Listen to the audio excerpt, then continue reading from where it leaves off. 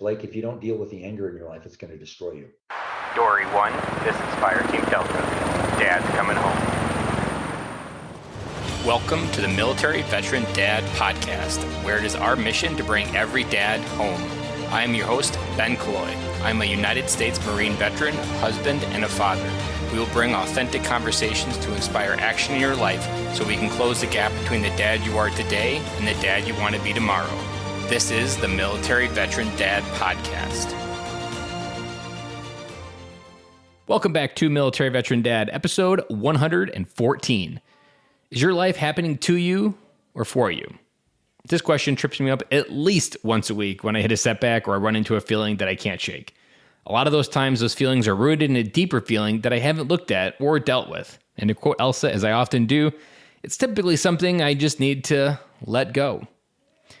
Today's guest, Blake Mattocks, has a story that, looking back with a 2020 perspective on life, it is clear to me his life was unfolding in a way that was preparing him for bigger trials, bigger tests, requiring larger acts of courage and integrity than he could have ever imagined. If you are at a point in your life where you are struggling to get through and find the right path, I am certain this episode will be a flashlight for you. And as always, if you want to hang on to the end of this episode, I will share my big giant takeaway from this episode. But without further ado, let's get started with Blake Mattocks. Welcome to the podcast, Blake. Hey, great to be with you, Ben. Thank you. It's always exciting to talk to another Marine, and you came into my life because I decided to listen to The Unfolding, a podcast that I listened to, or I first heard previewed on a Christian radio station here locally in southern Wisconsin. And I was like, once you mentioned you were a Marine, I knew I had to have you on the podcast. I'm really excited about this conversation because your story is going to help so many dads out there.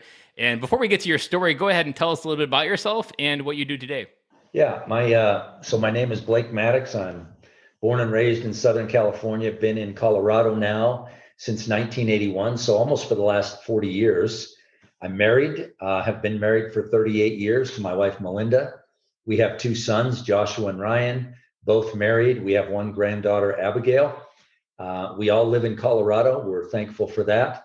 Currently, I am managing a project called 365 Christian Men, where we write a short inspirational story for every day of the year. It's a 5-minute story. We created a podcast and a video that ties in with the story. And there's stories about men from the apostles to modern day men, and how they live their lives, how they experienced the highs and lows in life, and how they overcame, and how we can be inspired by the legacy that they've left and are leaving for us. You hit on a buzzword there, legacy, and I'm going to wait till a little bit later in the interview to go down that rabbit hole because it's a big, huge part of this podcast that many veterans don't switch from the legacy of their service to the legacy of their family. But before we go there, I want to hear your story about what brought you to the Marine Corps, because it comes from a place of trial, but then suffering, but then also where you were trying to find a new higher purpose for yourself. Yeah, great. Thanks, Ben. So 12 years old, I'm growing up in Southern California. I'm the oldest of 4 kids, and I get diagnosed with a condition at the time called cystic acne. And back in the 70s, that was something very unfamiliar. It was just something that not many people suffered with. And so basically it was acne on steroids. And the only remedy they had back then was to go to the dermatologist. And so my mom would drive me from the time I was 12 years old to the dermatologist. And the recourse at that time were injections with some kind of medication in them. They'd actually put injections in my face because these things were like cysts. And so, of course, my face would be numb, similar to what happens when you go to a dentist. And so I early on developed that condition from 6th grade going into 7th grade. And, as you can imagine, I was teased pretty ruthlessly. It was one of those things that not very many kids suffered from. And so oftentimes my face would be pretty distorted, disfigured because of these cysts. And then going to the dermatologist, getting these injections in my face, those things would be twice the size. So I'd have to go to school, and my face would be numb, similar to going to a dentist. And oftentimes in school, my face would start to ooze. These sores would ooze. I wouldn't know it because my face was numb. And so from the time I was 12 years old until I was 18 years old, I dealt with cystic acne. And as a kid being teased, my only recourse really was either to retreat or to fight. And I really did a combination of both, often just running, not being involved in any extracurriculars, not being involved in sports, not having any friends. I would go to school and I would leave, come home, stay isolated the best I could. When I was forced into a corner because I was teased, then I would turn the other way and I would start to fight. And so as a result of that, I began to develop some serious anger issues in my life, which, fast forward from 12 to 18, actually fast tracked me into the Marine Corps. Certainly can speak to that when the time is right. The part that I felt like you were saying there as well, like that this acne became kind of like a mask for who you knew who you were on the inside, but all people could see was this mask on the outside, and that being different really probably made you angry because you weren't able to be more for yourself. People could only see this version on the outside, and kids don't often look for what's underneath someone's skin or even beyond who the person actually is. Yeah, I would say that's absolutely true. I'd say, I really didn't grow up with any friends. I had one friend in sixth grade, and he and I were friends all the way through high school and still to this day friends. But we both had similar issues in that he struggled with something physical. He had encephalitis and meningitis. And so it really debilitated him in some ways. And I had cystic acne. So we kind of relied on each other. I didn't have friends growing up, didn't really have any influences that were good in my life other than family. And I thought family is supposed to treat you that way. I had a couple significant events happen in my life, one in school and one with my first job, that really began to kind of, if you will, solidify this anger issue that years later would control and consume my life, even prior to the Marine Corps, and even post Marine Corps. That really shaped me in a very difficult way, I would say. When you were in those early days, do you feel like you were trying to fit in, or were you trying to hide? At first I tried to fit in, tried the sports thing, but being teased and not really being accepted, I spent the majority of my life from 12 to 18 years old hiding. Take us to the moment when you decided to join the Marine Corps, because it was very sudden and it was very quick. Yeah, it was. So I had graduated high school early. I had actually not enlisted, but I had signed up for community college. My goal was to become a ranger, forest ranger. And because I hated people, I thought I'm going to do that. And then I'm going to move to Alaska. My brother and I were going to move to Alaska. And the idea was that we would just live by ourselves, recluses, if you will. And I remember walking by the television set. It was in 1979. I had graduated in high school in 1979, and I walked by the television set, and I heard the broadcaster on TV say, 52 Americans held hostage in Iran. And it just echoed in me something. It stuck with me. It was powerful. And I remember hearing what I would call at that time an audible voice. I can't say for sure it was, but it was enough. It was strong enough that it drove me. And the voice said, "Go in the Marine Corps. You can kill people legally, and you won't go to prison." And I remember it was so profound, so almost audible, that I went and found a Marine Corps recruiter. Even though I was in college, I went and found a Marine Corps recruiter, and I said, I want to go in the Marine Corps, and I want you to send me to Iran, and I want to kill people, and I don't want to go to prison. And so from the time I walked by that television set, 5 months later, I was in the Indian Ocean on the USS New Orleans. Had you even given thought to the military? Was it like from a 0 to 100%, or like you humored it before going to college, but just didn't feel a path? I came from a military family. My father was in Korea. I had an uncle that was in Vietnam. Both my grandfathers served in the military. So I came from a military family. So there was a lot of honor and respect for the military in my family. And that was just something that was in me from the time I was a kid. But I really can't say that I had thought about the military. My idea was just get away from people.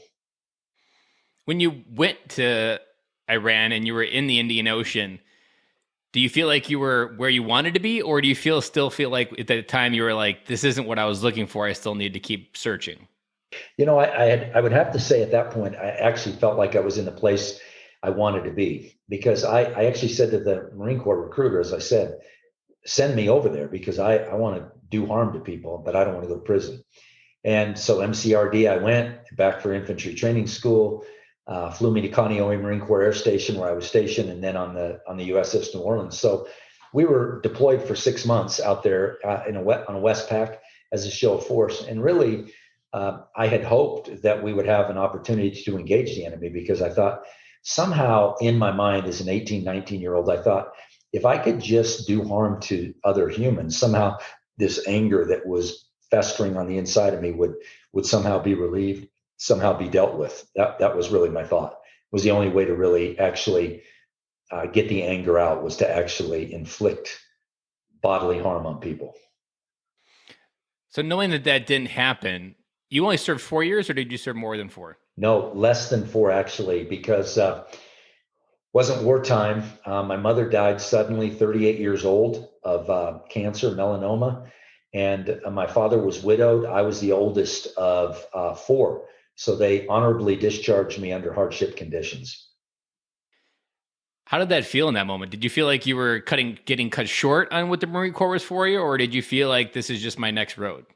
No, I actually felt like I was being cut short. Once I had made the decision to go in the Marine Corps, then the thought was, I will be a lifer, and I'll serve my time in the Marine Corps, and I'll get out, I'll retire, and then I'll follow through on the dreams I had when I was in college. I felt like it would be a great segue. So I've heard it described, being a Marine is often like being Superman, and going from Superman to Clark Kent is one of the scariest things that a Marine or any person in uniform goes through. And I can imagine in your case where your mother passed away, you got out, that you probably felt like this superpower that you inherited by being a Marine was kind of being slipped away. And this new identity that you had come to trust was also going away as well. And that probably stewed the anger even more.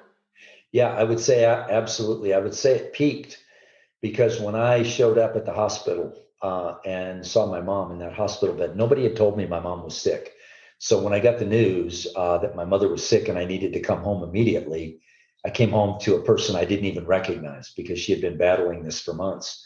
So, fast forward a few weeks, I'm being discharged from the Marine Corps. And I really felt like in my heart that, and again, this was a premonition or a sense that I had, or a lie from the enemy that I was believing, that God had killed my mother. And so I would say the anger was peaking at that time. Something I haven't mentioned yet, but it really changed the trajectory of my life, was that when I got to Hawaii, I met a guy who lived in Colorado, where we now live. And he was a believer. He knew the Lord Jesus Christ and was a believer. And I knew that he was different. There was just something different about him than the other guys I was around. I grew up in a religious home, but I didn't know the difference between religion and relationship with God. And but there was something different about Kirk.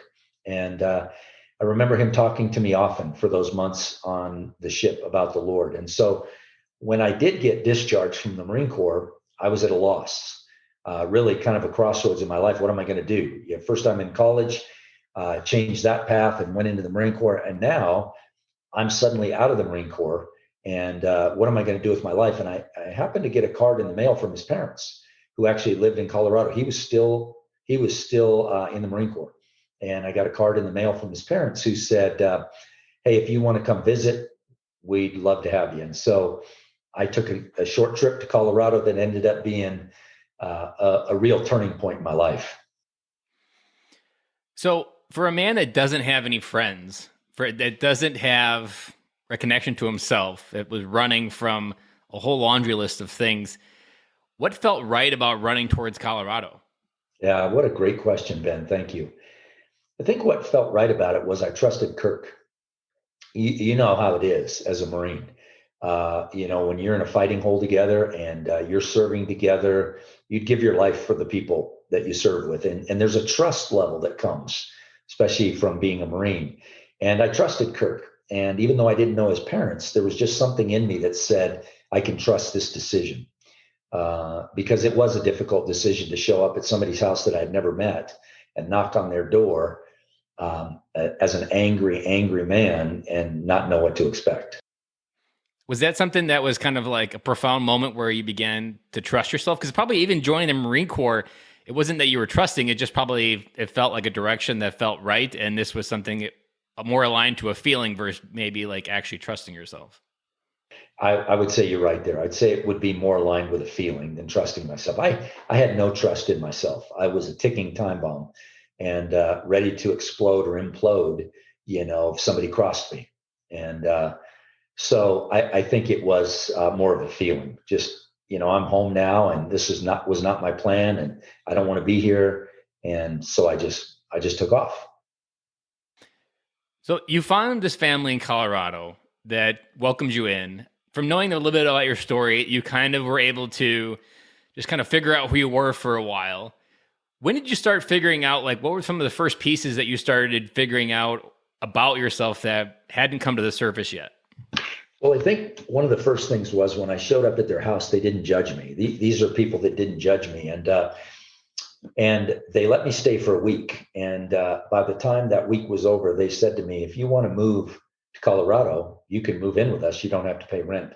And I remember on my way back to California thinking to myself, there's something different about these people, because I've never been treated well by people other than family.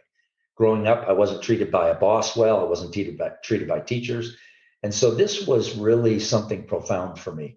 And so it just brought to me a place of peace, I would say, where I could say, these people aren't judging me. And there was a freedom to explore what made them different. I guess that would be a good way to say it. There was something. It was like the eye of your hurricane that surrounding you was this big ball of energy. But in this little house at home in Colorado, it felt calm and it didn't feel reactionary, that you weren't. And also, I was picking up on when you were talking about it, it felt like you were able to take your mask off for the first time.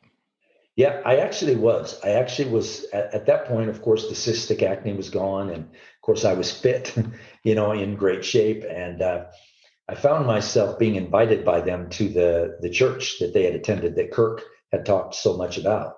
And even the youth group at that time, I'm a young man, I'm 21 years old, and attracted to the youth group. And because I'm a Marine and all these kids are in the church, I in a lot of ways became the center of attention.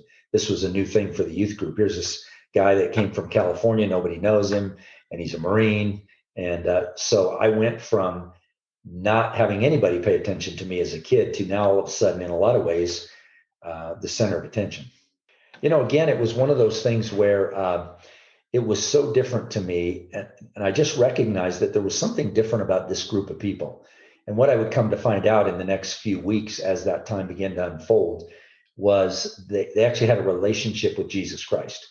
I didn't have one, and I had grown up in a religious home, but I didn't actually understand what it meant to be in a relationship with Jesus Christ. And I started to see that firsthand in the way they treated each other and the way they treated me. And so I was very inquisitive. It was very like, wow, there's something to this that's real. There's something to this that's genuine. And so I began to recon and try to figure out what it was.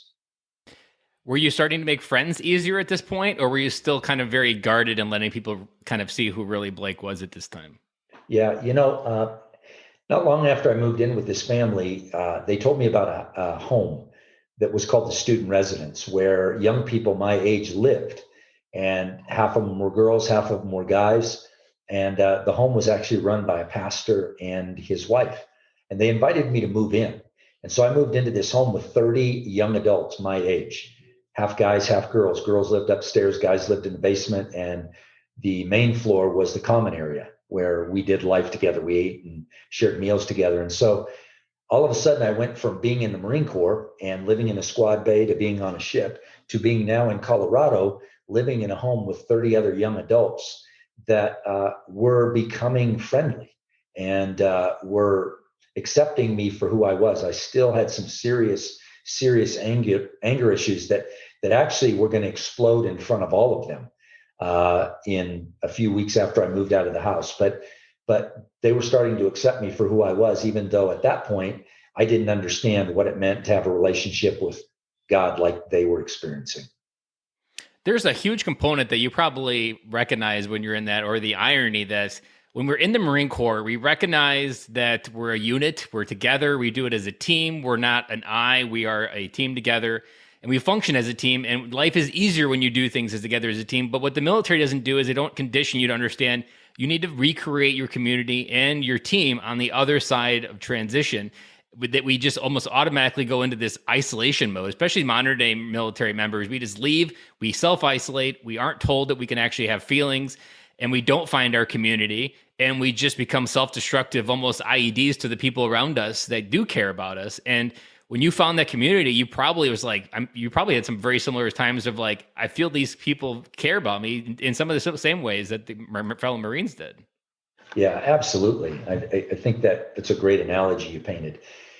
When you serve in the military, like you said, there's a camaraderie and there's a unity, and there's things that you maybe never saw or experienced when you get out. And then the difficulty of actually trying to find that or re-engage somewhere with that is very, very difficult. And that's why I think it's, the pandemic of our veterans taking their own lives and things, because the loneliness and the battles that they're fighting and the internal battles, and where do you share it? And where do you offload those burdens? And it's a rare thing. So when I began to experience that, it was unique for me and special. And I still didn't realize at the time I was a ticking time bomb, but I was starting to see very similar things that I had seen in the military. The component that I want to point out for all the dads listening to this episode is that what you don't know when you find your community on the other side, it happens naturally in the military, but when you're on the other side and you find your community, and it happened in my life. My story started unfolding when I started talking to dads at the park and found that it was incredibly easy and fun to connect with other dads, is they begin to reflect back the best parts of yourself. And when you have those internal storms or anger, so often your conscious is in this dark shadow that you can't even see your own value. But when people come into your life, they don't see that. They see the person on the outside and they can see past all that stuff and they can help reveal who you are. And to me, it was other dads who helped reveal a person inside me that I wasn't even acknowledging or even knew existing. And if it wasn't for those friends and people that I had conversations with, I would have never asked better questions to go to a higher potential for myself. Yeah, great point. And I think the unfortunate thing is not everybody finds themselves migrating to a community like that. And that's one of the reasons I appreciate what you're doing, because people are getting out and they've got a lot of what ifs and what do I do now? And how do I re-engage? And how do I connect? And so, yeah, so for me, that was a very important thing. And I was beginning to experience it and actually beginning to connect with these people, but I realized they had something I didn't. And that relationship with Jesus was something that I saw in them that was significant. And it began to change the trajectory at that point of my life, because everything at that point had blown up in my world. First, it was college and isolation. Then it was going to be the Marine Corps and isolation. And now all of a sudden I'm living in community with people, and I'm seeing that there's actually life in community when you're in the right kind of community. And the other part that you're hinting towards, and I talk about it so many times in the podcast, that men were never wired to do life alone. For millennia, we've done life in tribes and communities. And it's in the last 200 years, since the Industrial Revolution, really, since men decided to start going to work in a factory, that we've just been self-consciously wired that what happens in your life is meant to be carried on your shoulders alone. But never in the history of mankind have we been wired to do that. We've always, like, life is going to give you more than you can handle, and you need men around you. Like, if you think of even like American Indians, there was always elders ahead of them that had already walked the road that they were on, and there was always people behind them that were still looking ahead of people that were ahead of them. And it was always kind of like a barrel of monkeys mindset, where they always had one hand up and one hand down. And as a veteran, if you don't have that one hand up looking for help ahead of you and one hand behind you for the people that are like two steps behind you, like so desperately trying to find that next right step, you're almost in that path of that you can go off into no man's land and just feel like it's all on you. And that's where you have those really shitty thoughts that your family's better without you. And I can solve that problem very quickly. Yeah, true. Really, really true. Take us to that moment that where they kind of boiled up that you kind of hinted there, where a few weeks later it kind of came to head.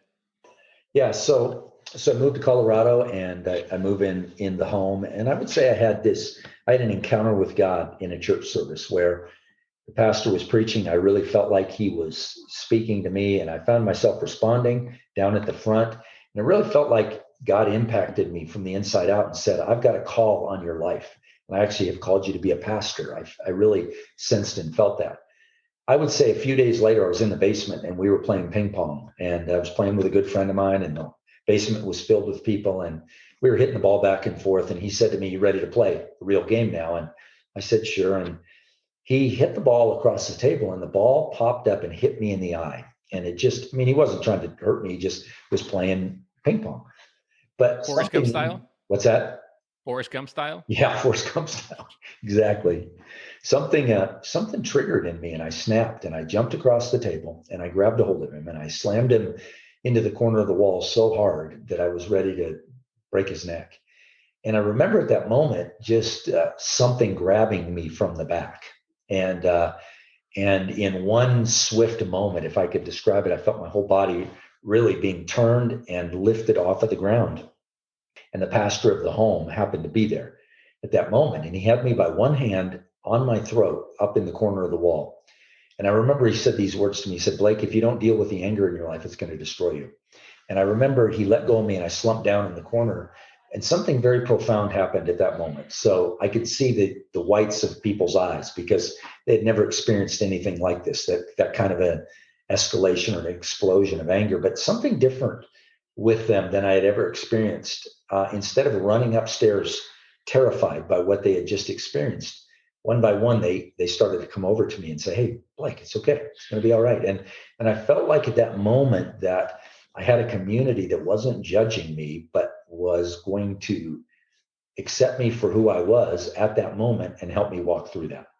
And that was what I experienced. And for me, that was a profound moment and a turning point. I for years have been teaching at an organization called Youth with a Mission. And I would often do a teaching called Monsters Live in the Dark. And I think sometimes what happens with us, whether we're in the military or not, we have these monsters that live in the dark. And when the wrong button or the right button's pushed, the monster comes out.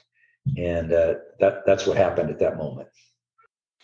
And what you're also talking about is those shadows that I was kind of alluding that I often talk about that when you're having a conversation with anybody and you have these things in your shadows, subconsciously, you're always kind of rotating yourself and keeping your shadows in the darkness. Because if anybody sees that darkness, and you yourself don't even know because it's always been dark, but you know there's something scary there, that you just spend a lot of mental energy hiding that darkness. But the almost the opposite happens. What you kind of experienced that when you do, and yours was kind of a very negative expression of that darkness, but had you just been openly experienced and said, like, I feel massively angry in an open way, like you experience what most people feel when they are vulnerable. Like instead of repulsing the people around them, it is actually in a matter of attraction. I can't tell you how many times I remember one where I was telling my story about friends at the park, and I was up in front of a group of men. I was at a men's retreat, and some dad came up to me after we were done talking, and he was crying before he even said hello.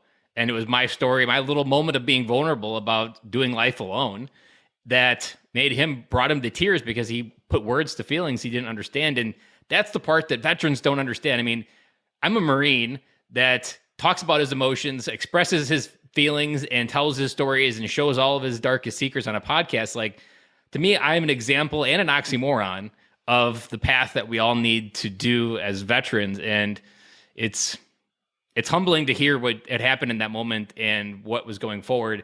And I've been waiting to ask you this question, but I feel like this is a good moment to ask it. That there is this question that I learned last year from Morgan Schneider, who we had in the podcast. And he says, it takes a lot of shit to make good soil, and good soil bears great fruit. You had a lot of shit in your life. Anger, you had your mom passing away, you joined the Marine Corps to kill Iraqis, you got taken out of that, you were in this anger phase, you had this acne. But a lot of the times that shit, if you work it in the soil, creates that purpose. What were you able to figure out, like all that shit and fertilizer in your life was really making you for? Yeah, that's a great point. I guess I became aware of the reality that God wants to do life with us. And I remember hearing a man say one time, life will trash your trophies. And life sometimes has a way of trashing your trophies, your bad experiences, the loss of a loved one, et cetera, et cetera. And I think what I began to realize was that I had something to offer, and that this mess that I had made of my life and this anger that had pretty much driven me could be redeemed. And I could take all of that stuff that would become fertilizer and let it become fruitful in my life. And so I did a 180. I went from wanting to isolate myself and being away from people to saying, I'm going to go to Bible college and I'm going to learn the Bible because I feel like I'm supposed to be a pastor. And that is completely the opposite of the direction I was going. I was saying to my brother, let's go to Alaska and let's never see another person, to saying, I'm going to Bible college because I really believe God has a call on my life. And I want to inspire people to know the Lord and to live out their calling. So all of that mess, all of those losses and all of that pain actually sent me on a trajectory to really ultimately what I was created to do and be. And I can't help but also ask that there's probably been many moments in your ministry where you saw the look of anger on someone's face and their soul before they even were conscious of it themselves.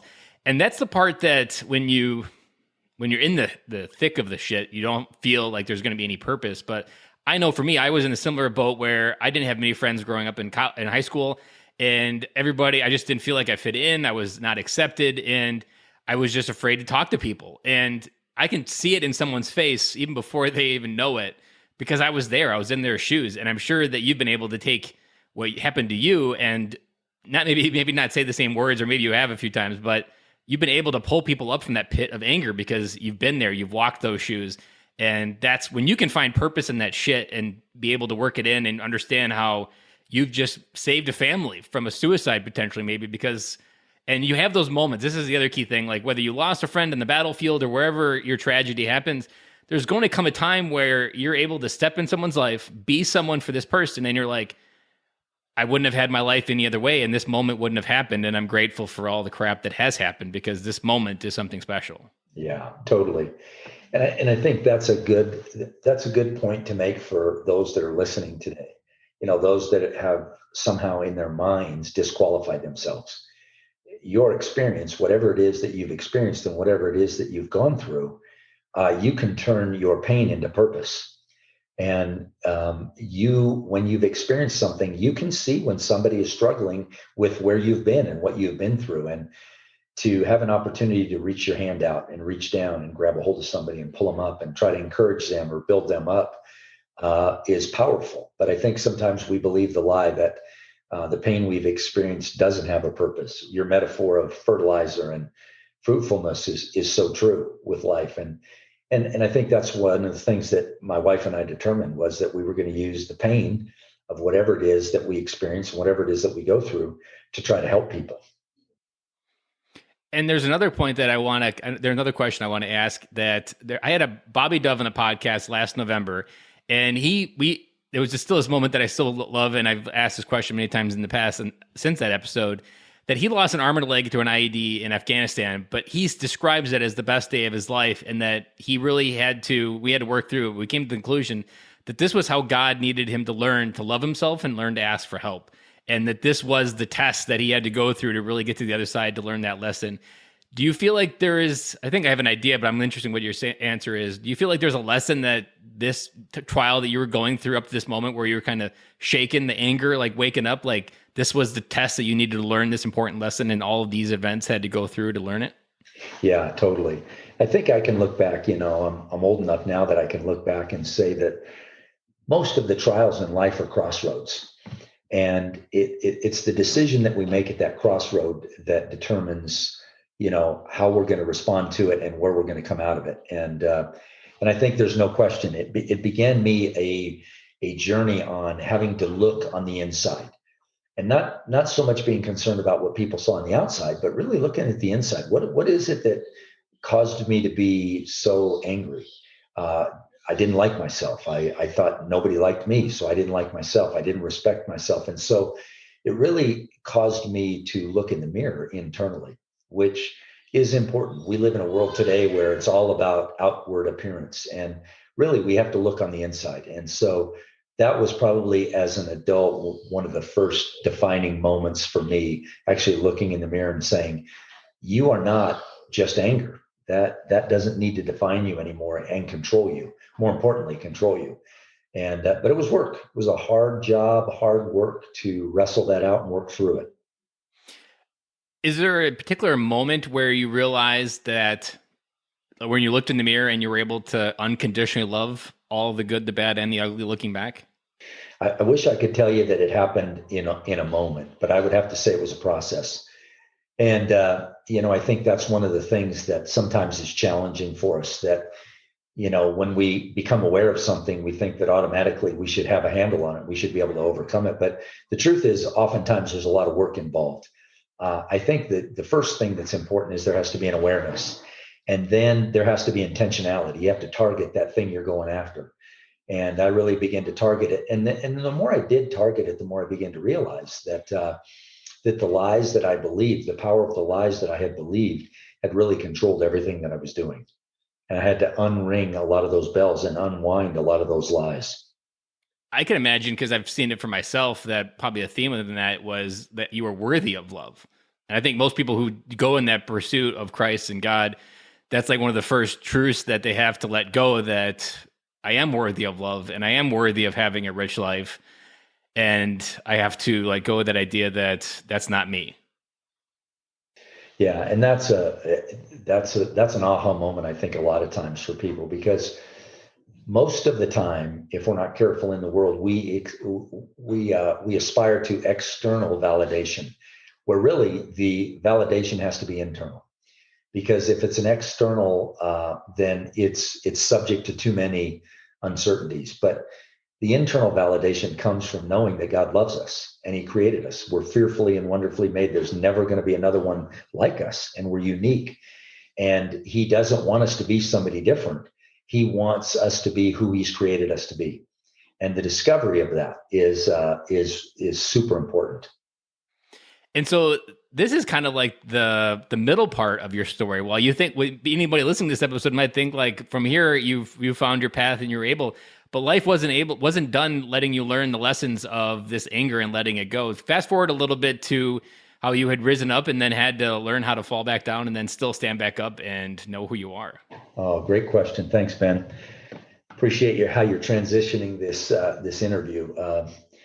So when I got out of the Marine Corps, I didn't have any education really other than high school. And so when I moved to Colorado, I went to work for a guy who had a masonry company, and I learned the masonry trade, bricklaying, block, stone, etc. And so at the same time, working for him, I went to Bible college. And so for the next 20 plus years, I was bivocational.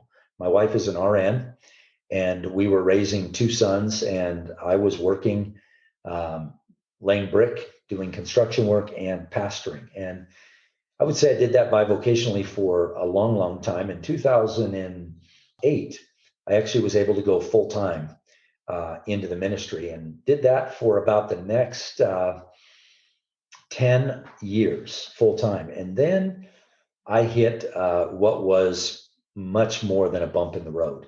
I had risen to the top, if you will, of my vocation. I was an executive pastor at a large church on the teaching team, and experiencing probably what you would call success on a lot of levels. And I'd reached the pinnacle of what I thought was success in that world. And I found myself in May of 2018 going to the lead pastor. I was on the executive team, but we had a lead pastor, and saying to him, I need to resign. And he said, well, why do you need to resign? And I said, well, I had an emotional affair with somebody on staff, so I've disqualified myself from serving as a pastor or leader in the church. And so at that moment, in my late 50s, I blew up my world. I blew up my relational world with my wife, and I blew up my vocational world.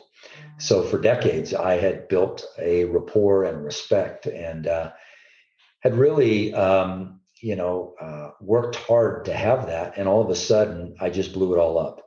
And so now I'm literally on my knees saying, what am I going to do in my world? First of all, is my wife going to stay? Is she going to stay? Is she going to go? And having to sit down with my adult sons and say to them, here's what your dad did. And having my son look at me and say, Dad, you're a dirtbag.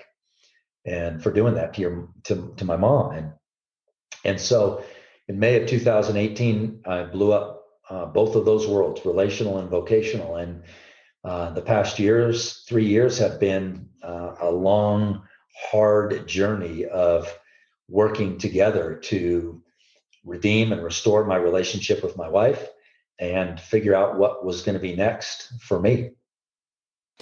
When I heard that part of your story in the podcast, the unfolding, and even as you're hearing it again, the part that I wanted to ask was, did you feel like your ego inside your head was, and I'm almost wondering if it was like a reactionary impulse that like, this was your ego saying like, see, I was right 20 years ago. You should have just listened to my advice, been angry, been this poor soul that didn't do anything incredible. And you're kind of blowing up your life was this knee-jerk reaction to prove your ego right, that like, see, this is why people like you can't have things like that. Oh, totally. And I think for so many years, in the ministry world, people look up to you. And so, you're put on a pedestal by people. And if you're not careful, you put yourself up there. And it can be a dangerous place because you can be so focused on what people perceive of you or helping other people that you don't look in the mirror anymore. And you don't really realize that, we're a work in process and we're a work in progress. And we have to continually be willing to look in the mirror. And so all of a sudden, all of those rushes of, see, you're no good and look at you. And I think one of the biggest decisions my wife and I made at that moment that was pivotal, and she was incredibly courageous in this because she had people saying, kick him to the curb. And she had to wrestle it out with God and felt like God said, no, stay. And one of the things we determined that we were going to do, we have decades of legacy in that church. My wife over 40 years and myself over 35. And we felt like we were not going to run. We said, we are staying at this church where she's been for over 40 years and I've been for over 30 years. And we're going to walk this out in the light. We're not going to go hide in the shadows. We're not going to hide in the dark. We're going to actually walk this out. It was incredibly difficult. People, seeing us a week earlier or a month earlier, 6 months earlier, as people that were on staff and influential. And now we're attending and, well, why'd you resign? And so we walked that out and it was incredibly challenging, but it was the most important decision we made at that moment, to not run and to not hide. I almost got a little bit emotional there when I was having this thought as you were telling that story. I can't help but think God was preparing you for that moment when you were playing ping pong, because the analogy works almost beautifully, because you had this very terrifying moment where you almost chokeslammed this guy across the ping pong table, and the community around you didn't push you away. They came closer, and it gave you the blueprint of how to walk through crisis in the future. And that's exactly what you did. I don't know if you had that connection or like felt like you could trust yourself because you've been witness to what can happen with community. But I almost got goosebumps. I did get goosebumps when you're talking, and I put those two analogies together of how it's a beautiful example of how life isn't happening to you. It's happening for you. You just don't always understand how that ping pong table was preparing you for a trial that was 10 times harder and was going to have a more lasting impact on your legacy than some simple ping pong game. Yeah, that's a great point. And I think probably, we've talked about a 30-year span of history here. I think, that we have to remind ourselves that just because there's a failure or there's a setback in our legacy, it's a chapter. It's not the entire book. And depending on what you do with that chapter in your life determines what the next chapters are going to be like. And I think for my wife and I, walking that out in the context of the place where we had decades of relationships was both life-giving and painful at the same time, because we hurt a lot of people, especially me. I hurt a lot of people, disappointed people. On the other hand, the people that really loved us were there for us and stood by us. Did you have any connection or I'm sure you probably did, so I'm interested in what you're thinking about it, of how my sons will judge me? Not necessarily on the event how it happened, but how you responded. Yeah, it was terrifying for sure. They loved their dad. They respected their dad. They're grown men at that point. They're in their late 20s at that point. And so to have to sit down with them, with their mother right there and say, listen, this is what I did. I betrayed your mom. I betrayed our family. I knew it was going to hit them hard, and I could not control what their response would be, they walked with us through it. They loved us through it. And I've got a great relationship with my sons to this day. But very difficult in between my two ears. How are they going to handle this, and how are they going to respond, and what's our relationship going to be like?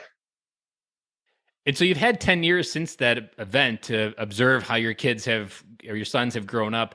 Have you been able to see any future behavior within their life modeled on the example of like owning your truth or being a man of integrity? Has that showed up in a way that like your example gave that path? Totally. And I think that's part of the importance of people realizing you have to walk out your trial, because you're not going to see the fruit from your trial until you're down the road a little bit. And so if you look around you when you're walking through a trial, you can stay discouraged. But if you keep in the forefront of your mind that this will produce fruit later on, it will be good. And I've seen my wife respond incredibly well and rise up and stand with me and support me. And probably even a deeper part of her was even revealed through the pressure of that growth that she had to go through. Totally. And lonely for her in a lot of ways, because people close to her saying, leave, don't stay. And even having to make those choices was incredibly difficult. And the same with our sons, but our sons both, they both have stories that are their own, but they've manned up and they're living life, and they've accepted responsibility, and they're both great husbands. So I'm grateful for that. And there's a part that so now here's a perfect time to talk about legacy, because this is almost teed up perfect for what you just talked about. This is what military dads don't really understand when we keep our life in the shadows. I've been talking about a lot on the podcast that one of the worst things that a dad could do to their kids is they pass from this world, the kids are at their funeral, and for the first time through a friend of their dad, they learn who their dad was. And they never had a chance to really truly understand who their dad was when he was alive. And all this massive amount of regret of like, man, if I'd known my dad had kind of cool stories like that, we could have had such a better connection. I never knew my dad did those cool things. Why didn't he ever open up? And even for you, whenever your time on earth is done, I am almost positive that there's going to be a moment in your son's life later on that they're going to be tested. They're going to be like, what would dad do? And you revealed your trials in a way that allowed them to understand the correct path and how they could look through your life as a lens and be like, dad did this. This is how it unfolded. This is where it can lead. And that's legacy. When you give your kids a path and a blueprint to live their life, to ask the question, what would dad do? Like, to me, that's one of the most powerful questions you can gift your kids and have them understand how to connect with dad's wisdom. If you can connect with dad's wisdom, your time on earth is never really over, because your kids continue to make an impact with that wisdom well beyond their life. And it could be generational, not even just measured in centuries. Yeah, that is so true. And I think in order to actually walk that out intentionally, you have to determine in your own mind that you're not going to do it with perfection. Because I think a lot of reasons that, kids don't hear about their dads and don't hear those stories is because people have shame or somehow they're embarrassed by the mistakes that they've made. But actually, one of the most life-giving things you can do is you can share your trials and your pain with your kids and with your family. Because like you said, it becomes part of your legacy. If the kid looks at you and says, my dad always did it perfect and he never made a mistake, then that's a reality they can't live in, because nobody, whether you're alive or not, they're going to always be like, they're never going to feel happy with what they have, because dad always said. There's also an analogy I've heard a couple times where, and I'm sure it's true because there are dads like this, where you come home and you got a B plus and your dad's like, well, why couldn't you get an A minus? And it's that you're never good enough, which is one of the worst feelings you can go through life. And it just leaves you with a question that doesn't ever get an answer. One of the things that's really been cool for me, so when I blew up my relational world and my vocational world, how does a guy in his mid to late 50s go out and start over? You can't do it. You work hard to get to the place where you're making the wage you're making, and now you're in your 50s, you can't start over. And God sovereignly intervened, and I've been working on this project now, 365 Christian Men, for the last almost 3 years. And what's really been cool about this project is what we've done is we've written short stories. We've created a daily podcast and a daily video that tells the story about men, all the way from the first century to modern day men. And what I love about the project is they're not stories of men that did it right. They're stories about men that had setbacks and trials and failures, and how they were able to overcome them, whether they were relational or vocational or addiction or incarceration. And I think that the power of story is profound. And if we're going to leave a legacy, we need to know that our story is profound and it matters. And we need to share it and we need to tell it. And it starts with sharing it and telling it with the people closest to us. And that's what we're trying to do with the power of story with 365 Christian Men, is tell men the story's not over for you. You know, you're a truck driver, you're blue collar, you're white collar, you're IT, you're, you know, whatever it is that you do, your story is not over and your legacy is not finished yet. And what we do on this earth is important, but what we leave behind is 10 times more important. And that, to me, is how I wrap my life around legacy. And what you're talking about, story, is so connecting, because when you like, I learned this by binge watching NCIS last year during the Corona lockdowns, that there was a moment where Gibbs was helping another Marine sniper on the episode. And the therapist says, when you share your story, it becomes a door for another man. And so one man's story creates a door for another man to walk through where he never knew one existed. And that's the power of story, is when you realize that you're not alone, and you can realize that, yeah, people walk this path every day. I remember when I lost my job, people came up to me and said, you're starting a path that thousands of people in the United States start every single day, and they get to a destination, and it may seem like it's perilous now, but people walk it every single day. But when you lose it, it's not something you feel that way, but other people's stories can help you remember that, yeah, people walk this path all the time. And I can imagine when you opened your story up within the church community, your church has probably even grown deeper connection by this man's example of revealing and walking through openly. Like, you probably have a deeper connection to the church, and the church is probably a deeper community because of your example within it. And to me, that's, again, you're creating a legacy within that community of a church. You don't even know all the ripples that you opening your life up to do. And to me, that's the beauty of when you reveal what's really holding you back. These truths that, like, your best friend died in Iraq, whatever it may be, whatever story that you feel is too great to share, when you share it, you never know how that one other person on the other side is going to receive it. And even with the podcast is a perfect example. I create these episodes. I never truly know how it's going to impact people until someone leaves an iTunes review saying, I have my husband because he started listening to your podcast and decided to start getting help. Like, you get those little breadcrumbs from your story, and it's like, yeah, that's why you keep going. Yeah. Wow.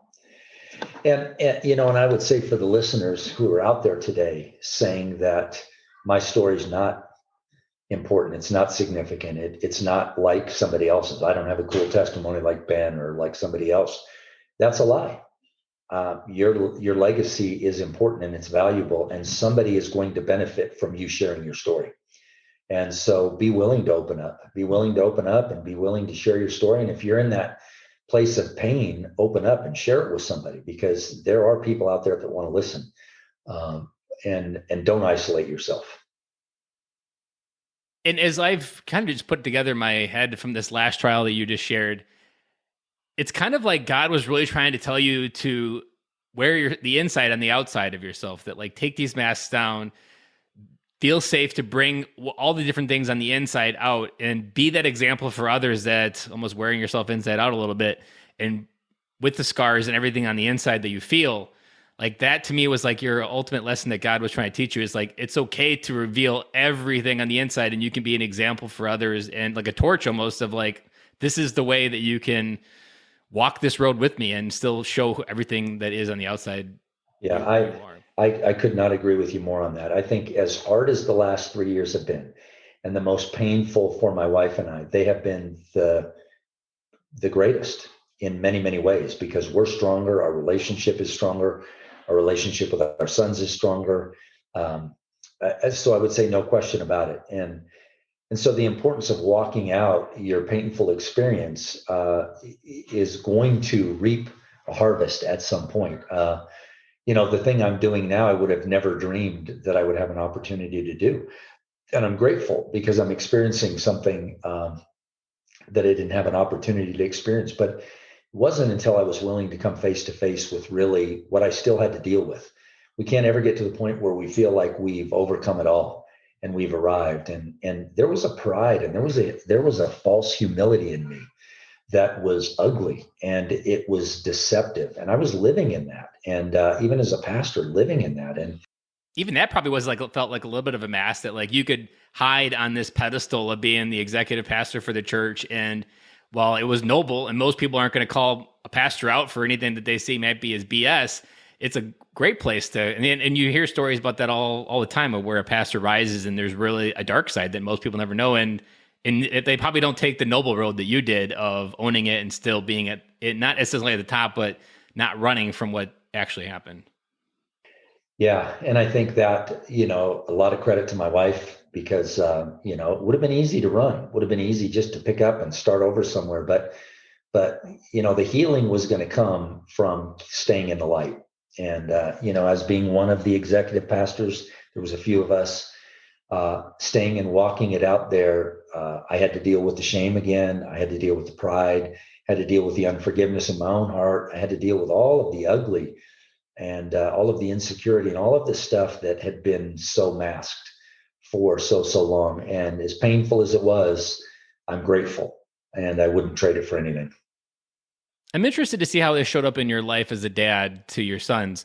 How did you parent and kind of drip the wisdom of what the anger did to you when you held it in? How did that show up and make sure that your kids understood the healthy relationship that you can have with anger? Like, I mean, it's a healthy emotion to have, but how did you show up that in your dad because in some cases you're probably like almost fearful, like you were going to mess it up. Like, how do I not mess up my kids so that they don't feel the same internal aggression towards anger that I felt? And a lot of dads can get hung up on what's the right answer in those types of moments. Yeah, I think that was constantly a challenge for me, because I didn't want to explode. I didn't want to, I knew it was something I couldn't control.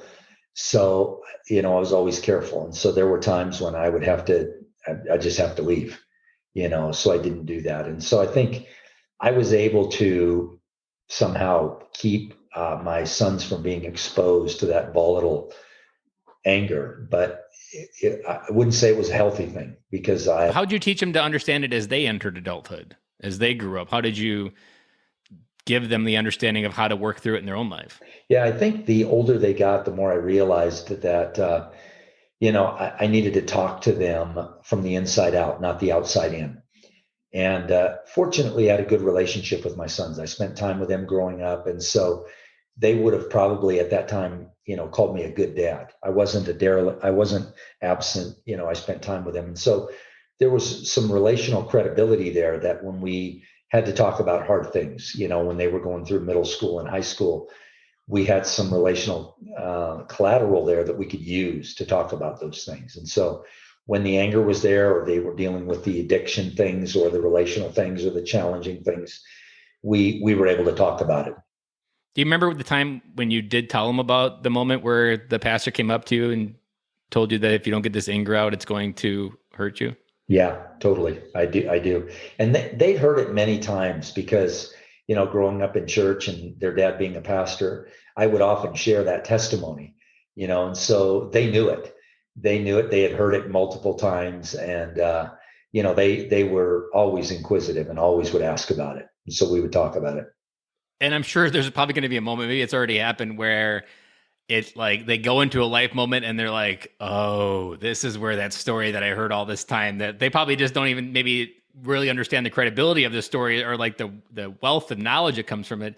And they enter that moment, you're like, this is what that moment was trying to teach. And for me to hear, and all those times where I was just thought it was something that I always talked about, this is the moment I was being prepared for. Totally.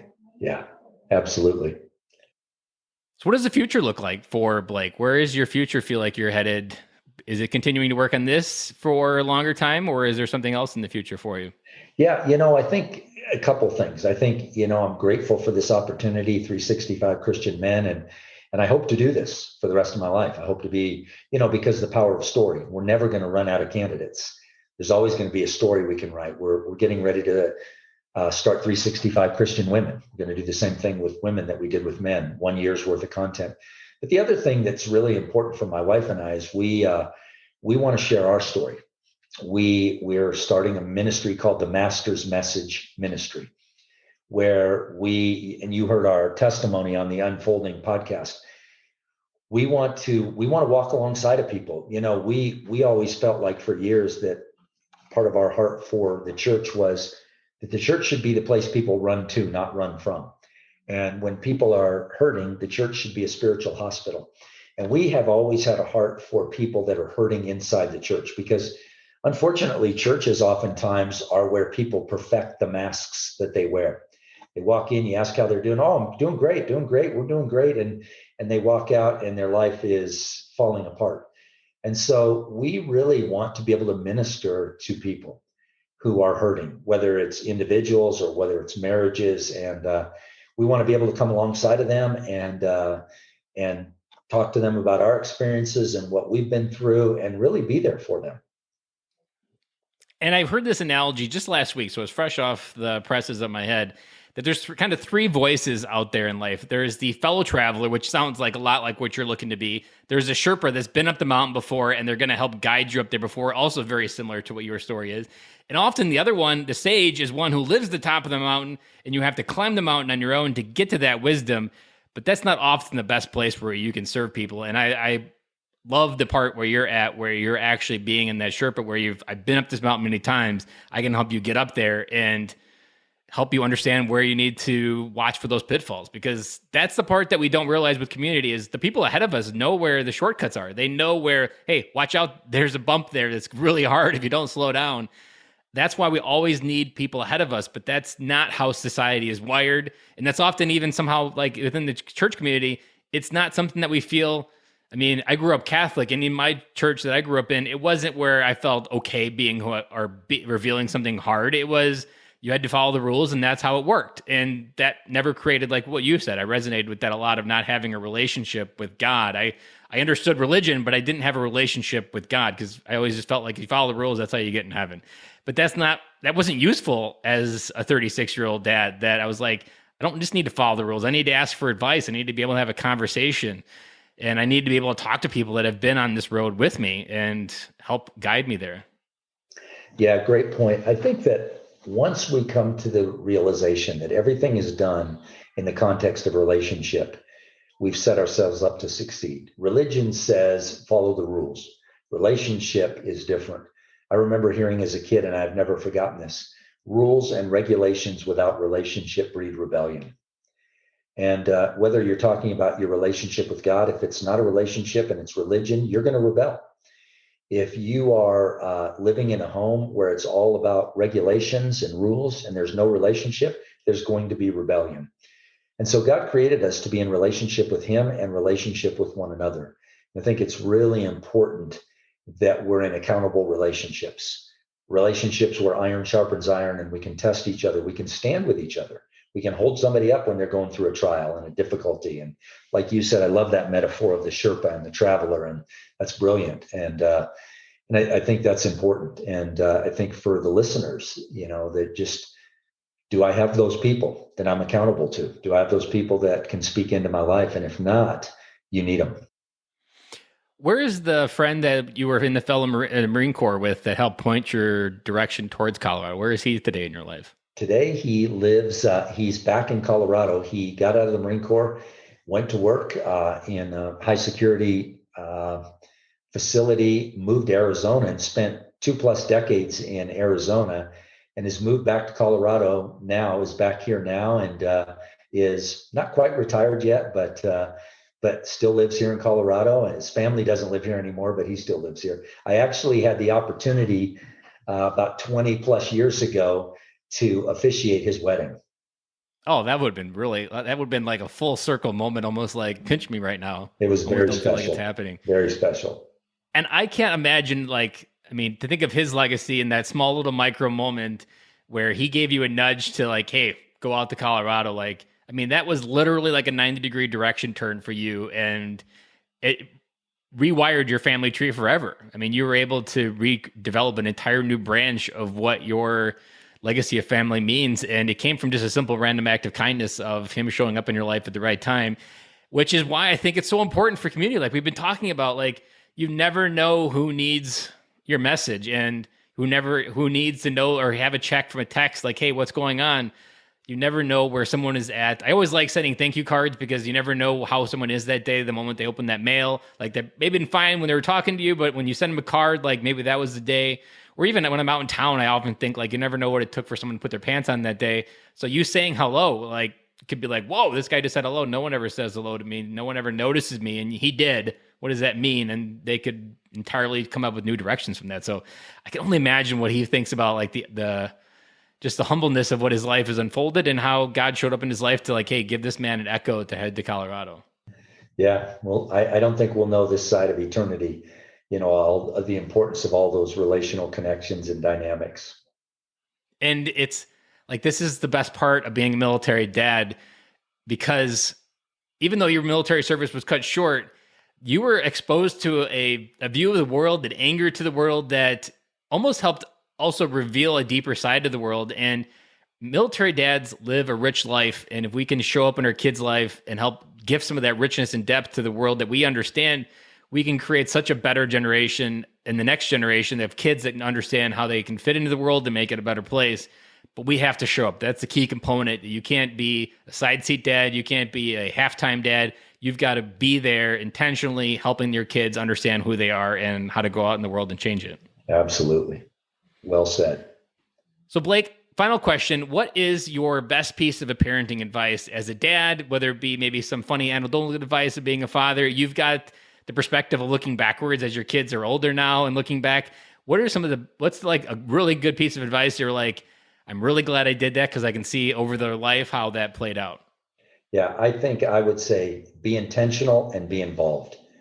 Don't let the iPad, don't let the TV, don't let social media, don't let those things raise your kids. Be involved in your lives, in your kids' lives, and be intentional about it. They not only want you, but they need you. And I think we need to remind ourselves that our children want us and they need us. And we have a lot more to offer them than we realize. And so be intentional. And it's always a lot simpler as well. Like some of my advice when dad's like, oh, I don't know what to do with my kids, just ask them. They'll tell you. Like, and it's usually 10 times simpler.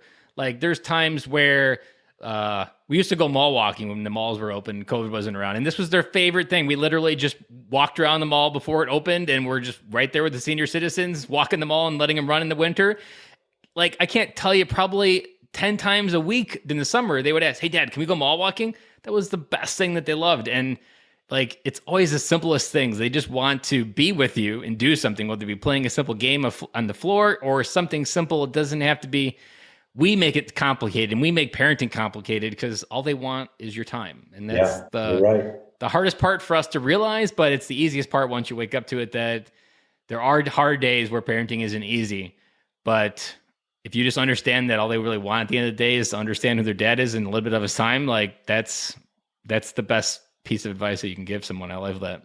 I would agree. I just want to say thank you to you, Ben. I love what you're doing with this podcast, because people need to hear it. And I don't know if you often close your podcasts with prayer, but I would love to pray for the listeners, pray for you, and just that not only the people that are listening, but that the podcast would grow, because it's needed. What you're doing is needed.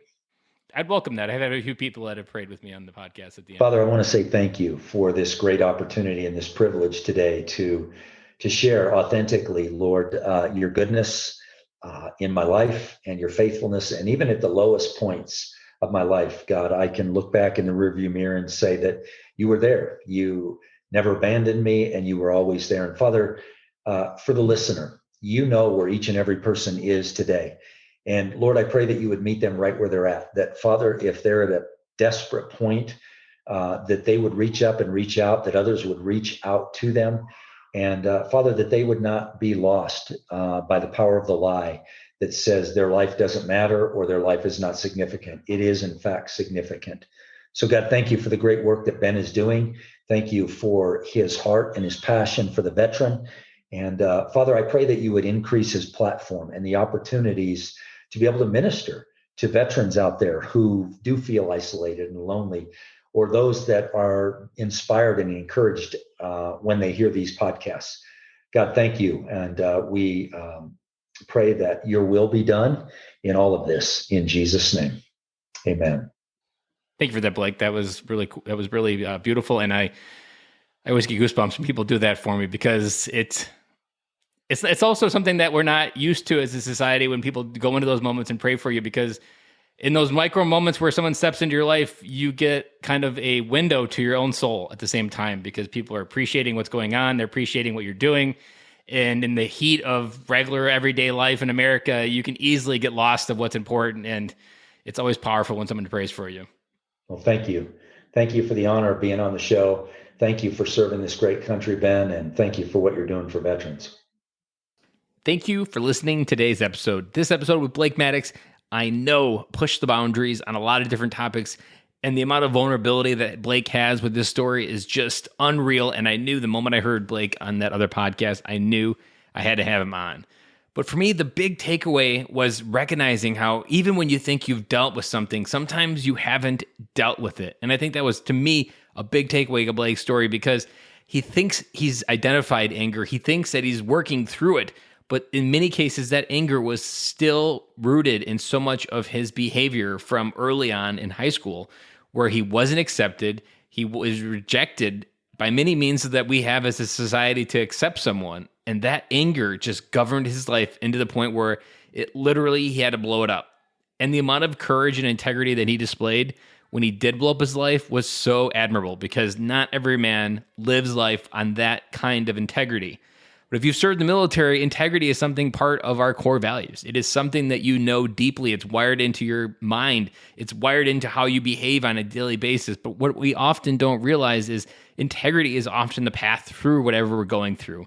Owning what you're feeling, talking about what you're feeling, acknowledging it with someone else. I think that was something else that Blake, that lesson that he learned when the community was around him. He learned that he could lean into community, and the right community would accept him for who he is and help him work through it. That they weren't scared of what Blake was. They were genuinely more in love with Blake, who they could be on the other side of working through that anger.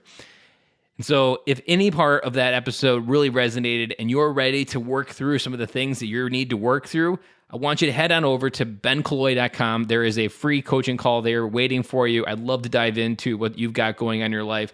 The It's Time to Come Home coaching program, as I dive into these calls, it is something I am positive more and more that this is what military dads need in their life. The dads, feedback I'm getting from these calls is that they're having conversations and they're getting answers in a way that they've never had before. I can't tell you, I just had it happen this past week. He's like, you're asking questions I've never been asked before.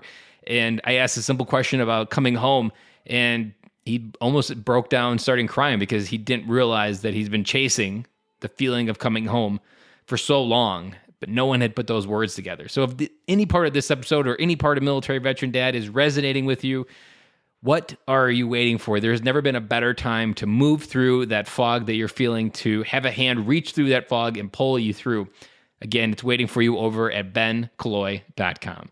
If you're maybe not ready to have someone be that fog, and if you're ready to just have a conversation, go check out freedadcourse.com. There's plenty of courses there. There's a free friendship course. That course is just short lessons, 5 lessons, 10 minutes each, easy to listen to, but that will help get you more friends in your life, because as Blake learned, and as I've learned, friends can be a huge pathway to work through what you don't see, to find the value that you don't see, and help you feel more connected to the world and, importantly, to yourself. So with that, I'm signing off. If you want to check out all of Blake's information, it's on the show notes at militaryveterandad.com. Go check those out. All of his information for 365 Christian Men are available there as well. And with that, I'll sign off, and I will talk to you guys again on Friday.